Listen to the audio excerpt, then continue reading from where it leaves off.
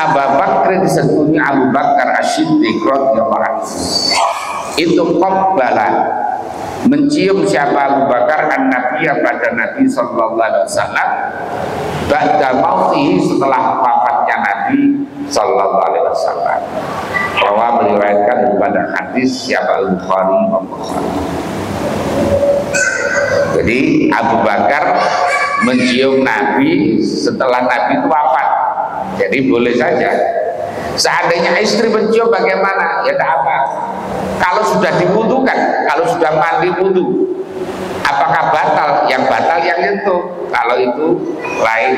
Nah, kalau itu umpamanya istrinya atau sepupunya umpamanya menyentuh, maka yang batal yang nyentuh. Kalau mayitnya sudah tidak, karena sudah tidak kena khitob lagi, ya tidak kena khitob. Jadi boleh. Karramallahu ibna Adam faja'ala maitatahu tahiratan. Jadi manusia itu jasadnya ketika mati itu suci. Artinya suci itu tidak najis. Kalau hewan itu kan mati bangkai jadinya, ya jadinya bangkai. Kalau kenapa? Karena semua. Jadi kalau orang kafir itu najis bukan najis zatnya, najis akidahnya. Jadi kalau ada orang non muslim mati itu bukan kok kemudian menyentuh najis, enggak, ya, enggak najis. Karena manusia itu tetap dimuliakan, walaqad karramna bani Adam. Hanya akidahnya saja. Walihada jaza takbilu ba'da mauti. Oleh karena itu boleh menciumnya setelah mati. Waqad qabbalan Nabi akhau Utsmana ibnu Maz'un. Nabi itu pernah ketika Utsman bin Maz'un wafat, Nabi itu mencium. Nah, kemudian ketika dicium itu matanya meleleh, ya matanya itu meleleh. Ya Nabi maksudnya matanya Nabi yang meleleh. Kemudian Abu Bakar Siddiq juga begitu mencium Rasulullah ketika Rasulullah wafat. Jadi di sini menunjukkan boleh saja mencium orang yang sudah meninggal. Ya.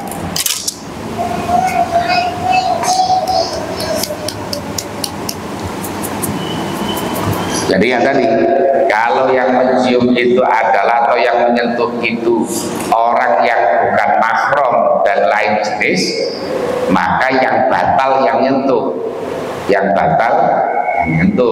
bukan mayitnya, tidak perlu dimandikan lagi, tidak perlu diwudukan lagi.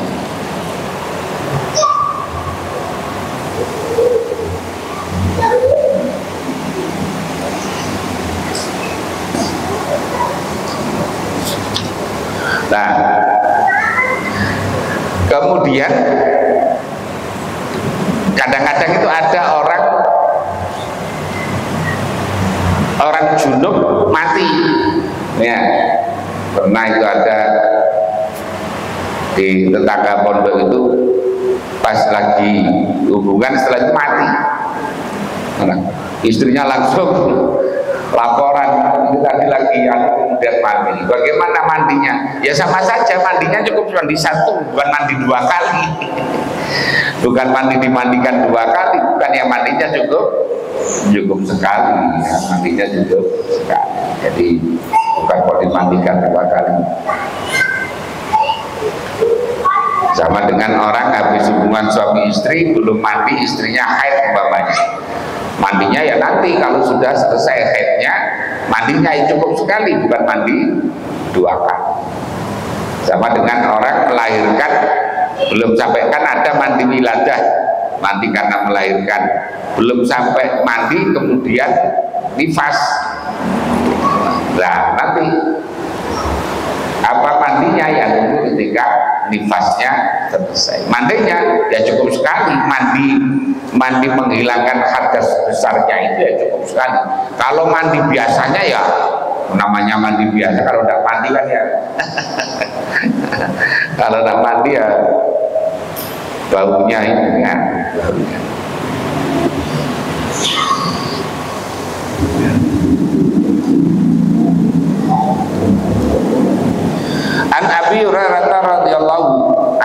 anin Nabi, dari Nabi sallallahu alaihi wasallam.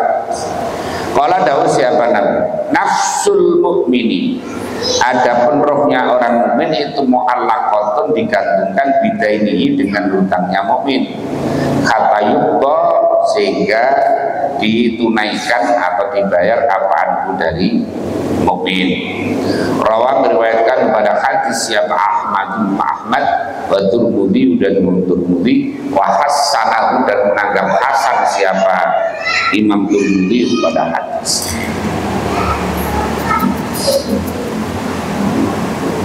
Jadi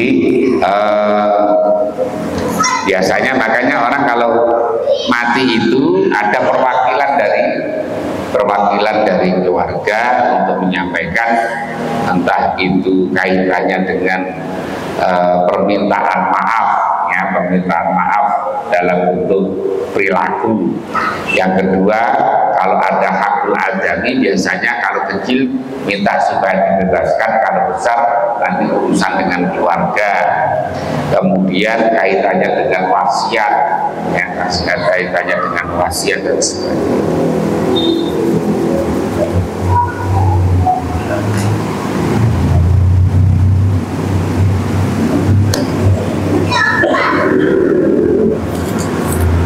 Kesimpulannya adalah al-hattu ala takhallusi minad daini qabdal mauti. Jadi mendorong untuk orang itu membebaskan diri dari hutang sebelum mati. Yang kedua, la yazal mayyitu mas'ulan bidaini hatta yusaddada an.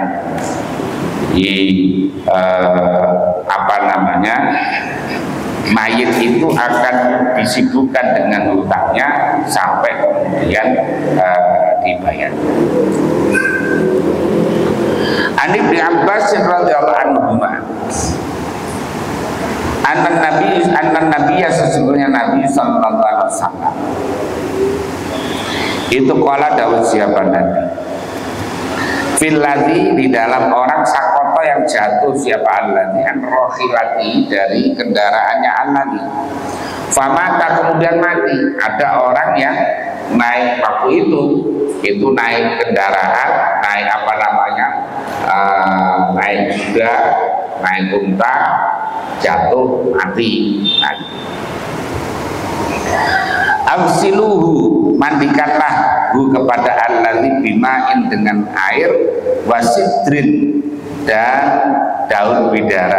Kalau sekarang ya boleh dengan sabun, ya. Wa kafinuhu, dan kafanilah hu kepada alladzi fi saubaihi, di dalam dua pakaiannya alladzi. Muttafaqun alaihi. Ini bahwa orang yang mati itu dimandikan, kecuali mati syahid dunia akhirat, atau syahid dunia, atau anak yang keguguran tadi, yang anaknya keguguran.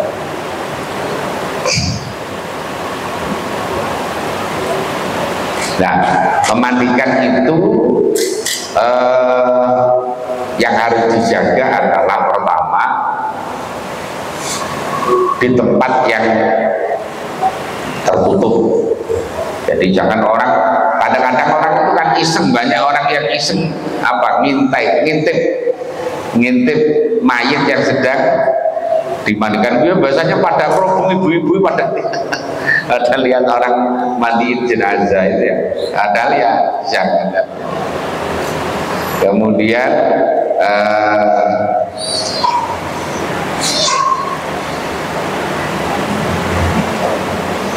yang memandikan itu adalah sesama ini laki-laki yang memandikan laki-laki. Kalau perempuan, kecuali kalau ada hubungan umpamanya istrinya atau suaminya boleh memandikan, suaminya mandikan istrinya boleh, istrinya mandikan suaminya atau saudara-saudara. Kalau tidak ada, maka ditayamuni. Umpamanya yang mati orang perempuan, tidak ada orang perempuan yang bisa memandikan, tidak mau memandikan, adanya orang laki-laki, ya maka ditayamuni. Yang mati orang laki-lakinya tidak ada, perempuan semuanya, orang lain semuanya, ditayamum, jadi ya, tayamum. Yang kedua adalah harus menjaga jangan sampai airnya itu mutanajis. Kalau biasanya kalau pakai ember itu orang jarang yang memahami tentang ini mutanajis apa enggak kadang-kadang. Ya, makanya kalau bisa sih pakai selang aja. Nah, pakai selang untuk menjaga supaya tidak mutanajis airnya. Karena kalau airnya itu di ember, karena jenazah itu kan mengeluarkan kotoran. Makanya ketika baru mati itu perutnya itu dikasih beban yang agak berat dikit, tapi jangan berat sekali supaya pada keluar semuanya kotorannya. Nah, kemudian apa namanya? Nah, itu nanti kan bisa jadi kalau airnya nanti campur najis tadi, kalau nyiprati yang masih di ember-ember itu bisa airnya mutan najis nanti jadi. Makanya yang memandikan juga harus seperti itu. Kemudian juga harus dengan lembut, ya dengan lembut, karena jenazah itu sangat sensitif, ya. Jadi kalau agak kasar sedikit merasa sakit itu rasanya. Yang tahu itu bukan manusia, jin juga tidak tahu. Yang tahu adalah hewan selain jin dan manusia. Makanya biasanya kalau ada orang mati dimandikan itu ada ayam atau apa itu diem kayak kruk gitu, karena dia tahu keadaan orang yang sedang dimandikan. Jadi manusia dan jin tidak tahu. Nah kalau tahu ya nggak perlu makan. Ya nggak bisa makan nanti, nggak mau makan jadinya kalau untuk merasakan itu. Kemudian harus betul-betul menjaga menutup auratnya itu, jadi dijaga betul. Kemudian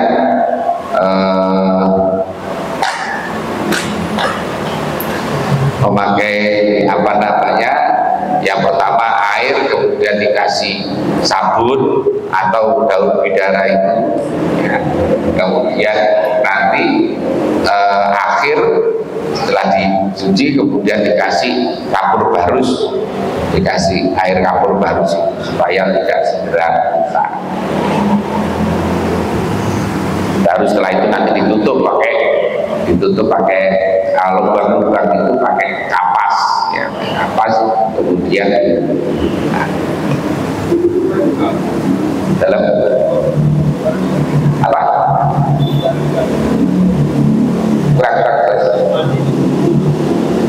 Kalau setelah mati kan ditutup, nanti matanya ditutup, telinganya ditutup, mulutnya ditutup pakai kapas itu supaya apa namanya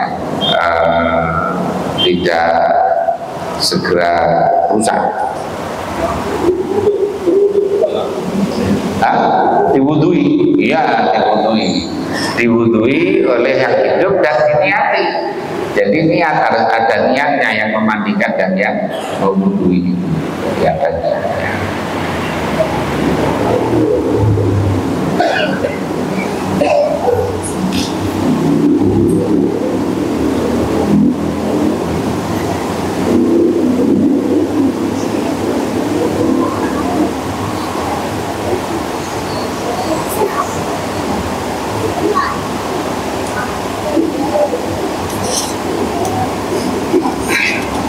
ada juga ini yang riwayat bahwa bainama rajulun waqifun bi Arafah. Jadi orang ketika pakai ihram, ketika wukuf mati. Ketika wukuf mati, maka tetap dimandikan. Kemudian tapi tidak boleh pakai wangi-wangi. Ya, tidak boleh pakai wangi-wangi dan di apa namanya? Tetap pakai baju ihram.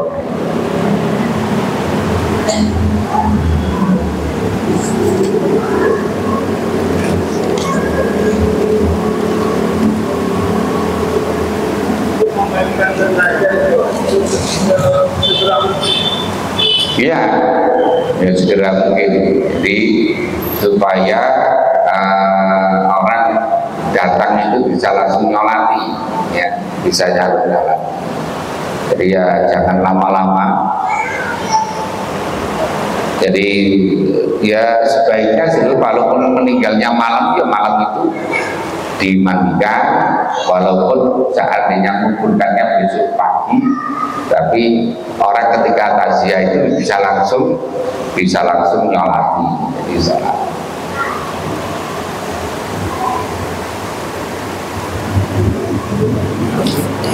Fikih hadisnya adalah wujubu ghuslil mayyiti wa wujubu takfinihi, wajibnya memandikan mayit dan mengkafani mayit.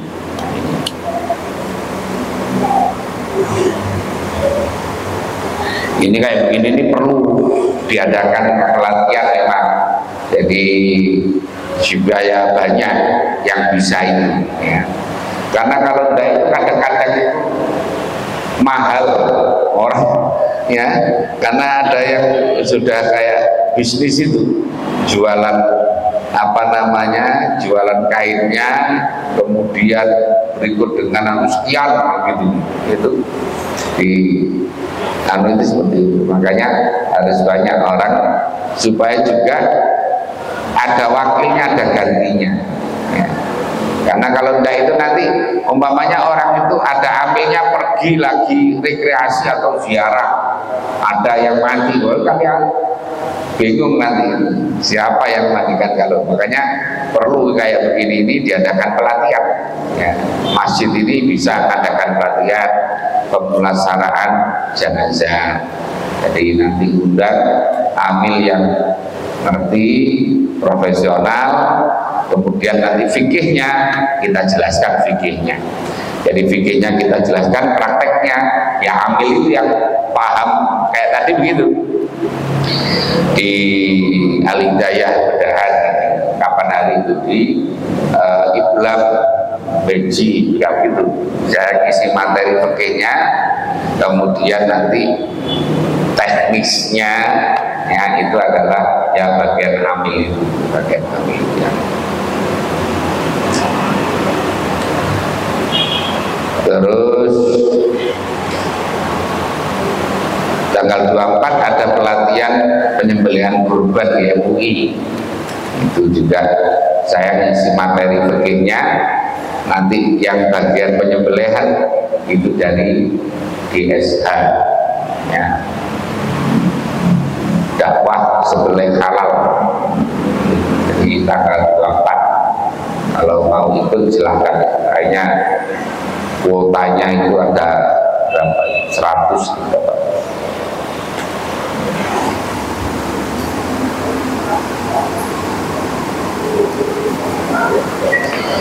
Yang kedua adalah jawazu ghusl mayyitil mukhrim bisidri wal ma'i haitsu amara Rasulullah bihi. Jadi bolehnya memandikan mayit yang ikhram dengan daun bidara dan air. Kalau menurut Imam Syafi'i, qala Asy-Syafi'i yubahu lil mukhrimi al-hayyi ayyagtasila bil ma'i was-sidri. Jadi boleh orang itu mandi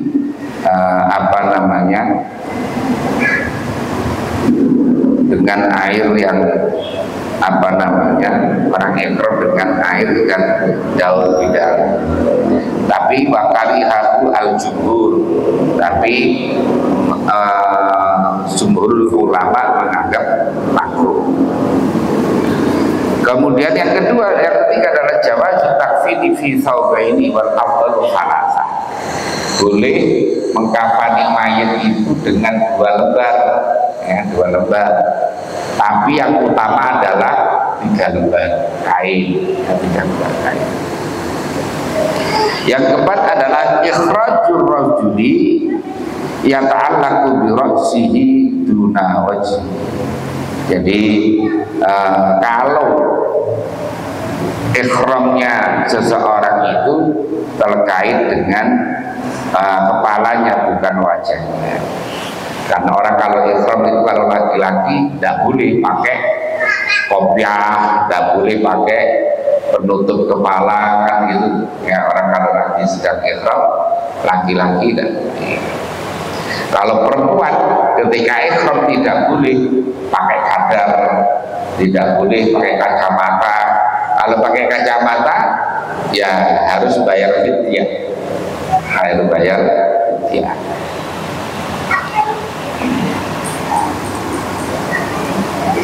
Nah, sekarang ini banyak apa namanya, kadang-kadang kalau yang di infotainment itu artis-artis itu ketika ihram ya pakai kacamata hitam. Emangnya tujuannya gaya-gayaan ya, gaya.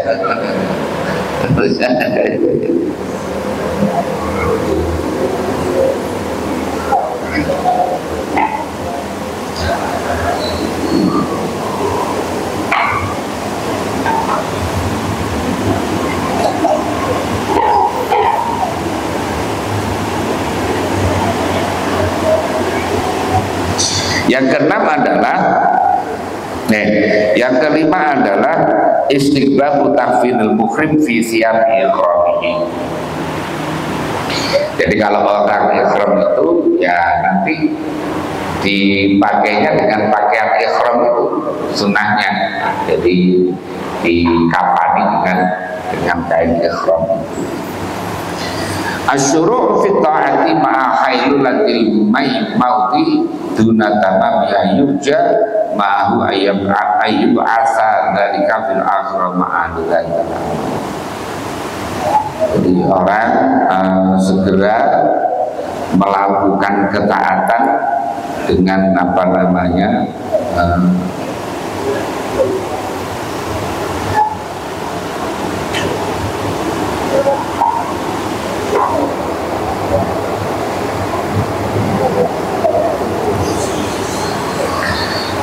semampunya.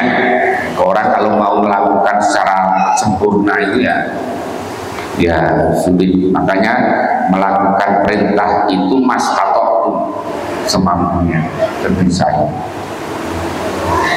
Al-muhrimu idza mata yabqa fi haqqi hukmul ihram. Orang kalau mati, al-muhrim, orang yang ihram ketika mati itu maka status ihramnya itu tetap ya, status ihramnya. Qala Syafi'i wa Ahmadu yakhrumu taqiyatu ra'si wa tatibu akhdan bi hadzal hadis.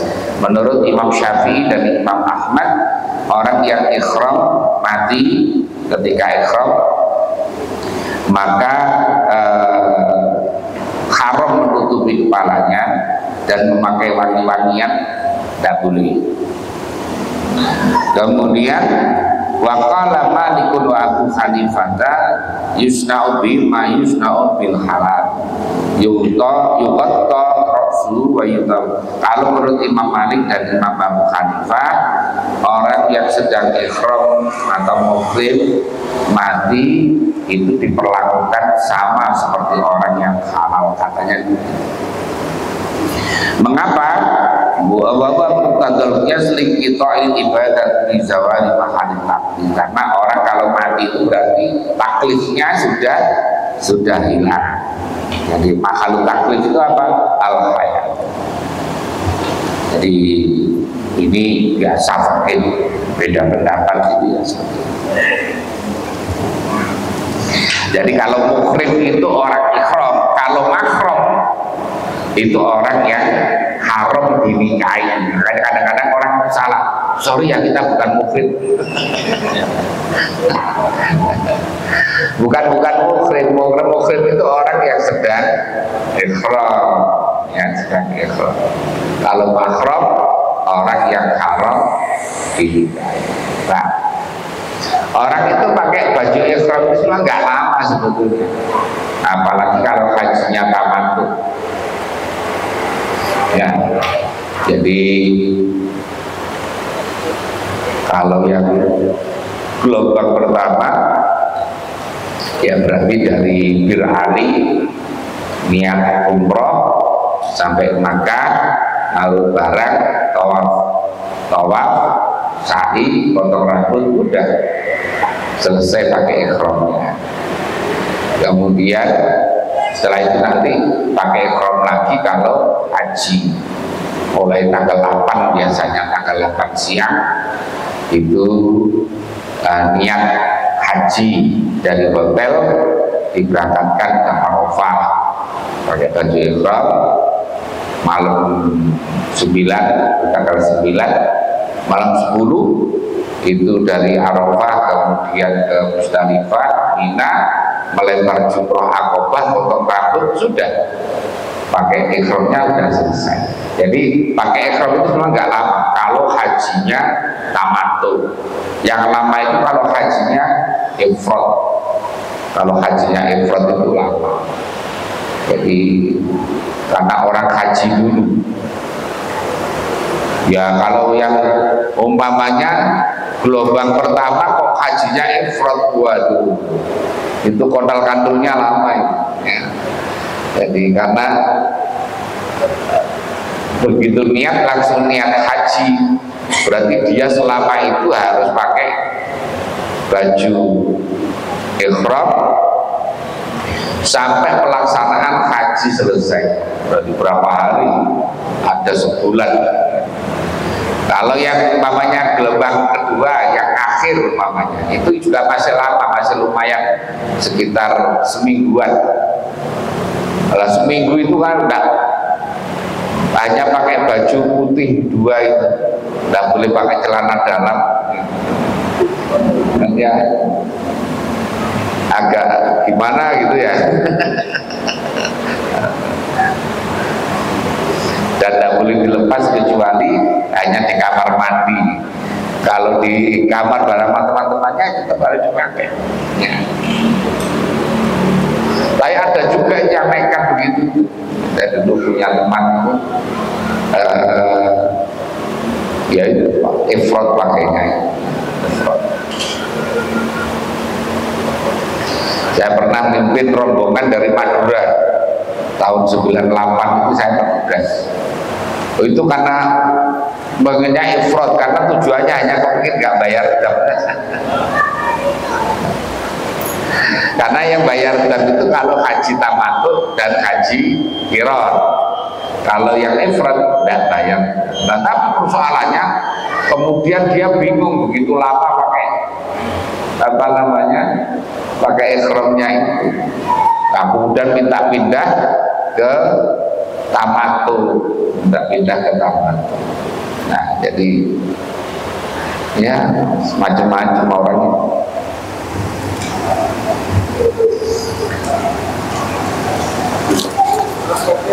Enggak.